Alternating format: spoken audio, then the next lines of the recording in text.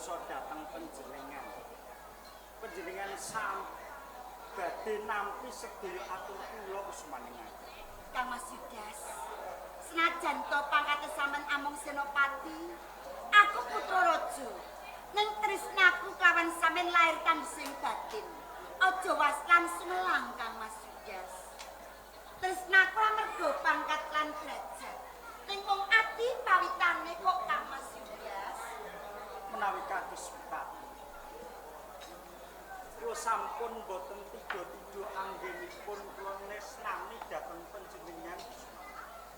Kang Mas Yudas, ora usah dadak dosa binasan. Ben anggone andhemkan aku lan sampean ora dadake wulan pati ngono lho Kang Mas. Kaya ngono ya, Cak. Kang Mas Yudas, Kepiye, Cak? yen panjen sampeyan nyetet tresno kelawan aku. Coba buktine tresno ngendi Kang Mas? Wis tak angen-angen yen to aku sinanding kawan sampeyan, engko tok repo karo tok piteki mindah kaya apa bagya mulyaning uripku Kang Mas Yudas. Musti kaneng jagat raya.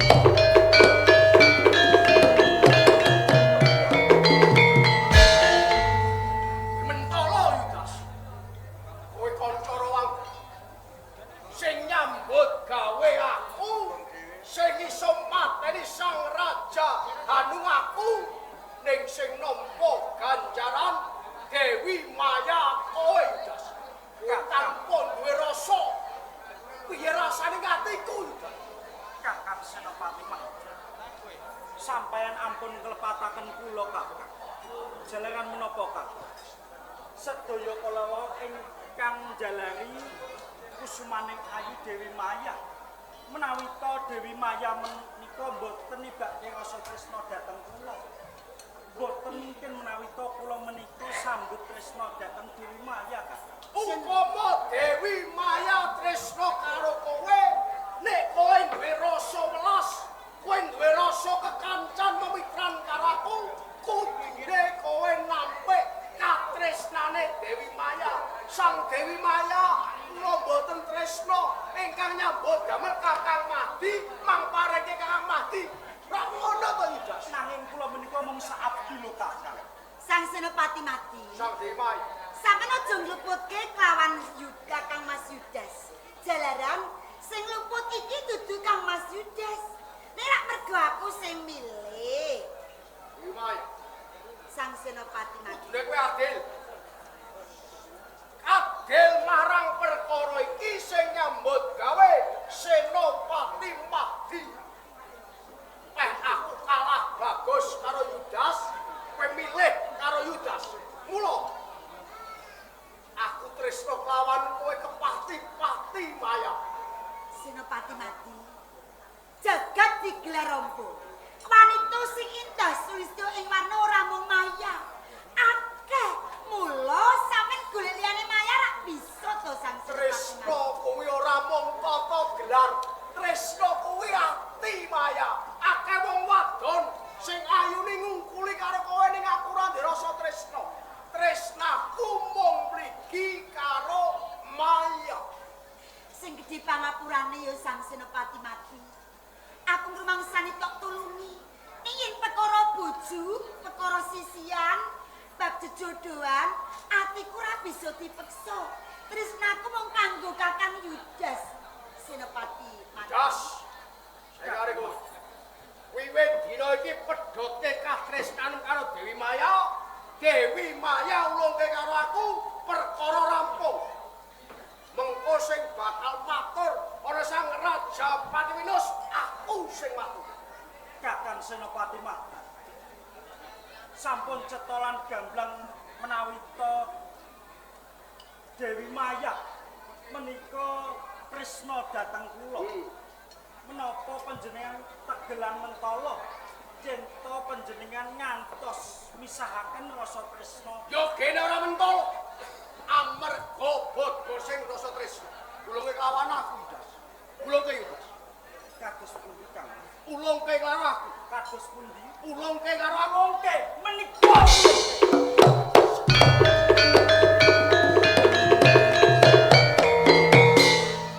Das. Saiki ora ana romang. Ora ana dulur lan sedulur. Sing ana mungsuh lan musuh. Senopati Yudas apa Senopati Mahdi sing bakal bisa urip bebarengan lawan Maya. Yen pancen sampeyan boten kersa tak andhake sauna angis. Monggo. Monggo menawi to sampeyan badhe monggo dhateng kula.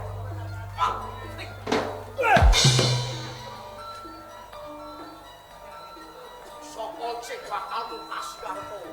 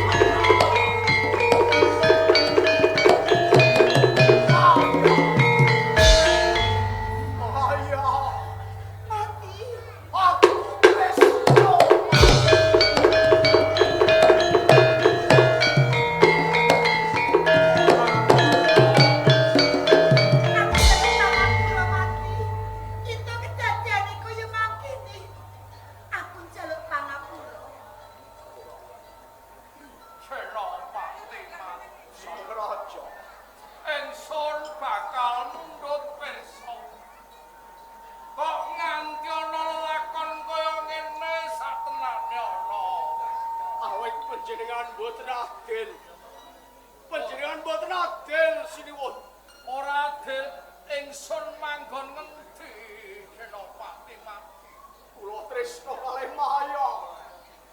Nanging Maya panjenengan jodohake kalih kadang kula. Ing ngarep putri ningsun kandha kalapun sapa sing ditampa tresnane. Aja nganti ana rasa serik getun kedhuwung ing tembe mburi.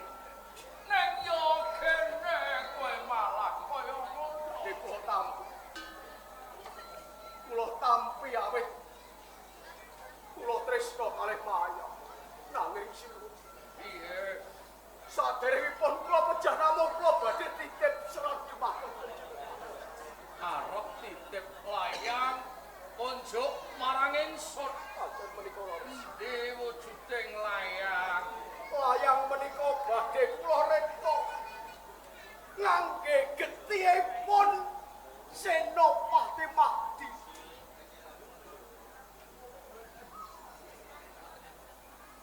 Yen to srengenge isih jemudul saka wetan angsrop menglon parane Mahdi selawase tetep tresno Maya.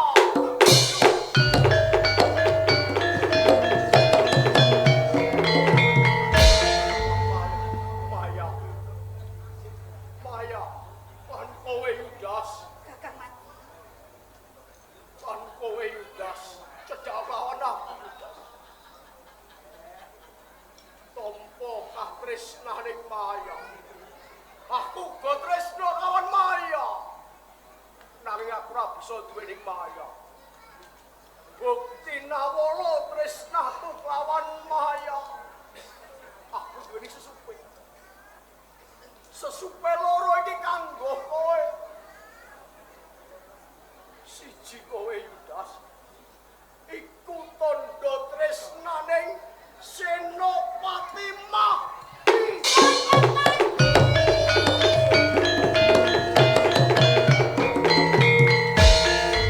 Wis pinaris. Doyak kaya ngopo? Ora bakal kuwowo. Malah bakal nyilakani kula sangka kuwi gendhok. Rama, Kene nuwun. sumping tak ageme luwih dhisik. Sesupe niki kula pasrahaken dhateng panjenengan. Kaya ngono. Nun sewu Bapak. Sinuwun Prabu. Kagem menika Senopati Madi tumekaning pati. Kersanipun para kawula sami pirsa menawi ento menika dipun damel mumi ngaten kados pundi. Saderengipun kula matur Baginda mesaken kungarepanipun madu. Sinuwun. Namung pitungkas lan panjenengan. Sejarah aja nganti dadi tontonan. Nanging sejarah kudu dadi tuntunan. Tiang gesang ing jagating bebrayan kuwi tetep kapurba dening karep. Karep lan karep meniku tetep linambaran kurban lan kurban. Nggih, nggih. Yen kurbaning bondo roban pangkat niku endek sanggane. Ning sing luwih abot iku yen ana kurbaning rasa. Dulur lari dulur ana anak wanen bapak. Sinuwun. Mati menika satu gesepati ingkang pengpengan ageng labuh darmanipun saya malih. Badhe puput yuswa nyerat wonten ing mriku. Nganti kok jagat mati tetep tresna lan Dewi Maya. Namung kula mriki kangge pepengan anak putu besok baikipun kunarapanipun mati dipun Kusuma kuwi mau pun sinuwun. Langkung prayogi menawi dipun damel mumi engko dipun lebetaken wonten ing jasadipun wonten ing iket mriki nggih mawon. Ngaten langkung prayogi jalaran piyambakipun nadyan to kados pundi ageng labuh labetipun tumrap negari iketa mriki. Oh, ngaten.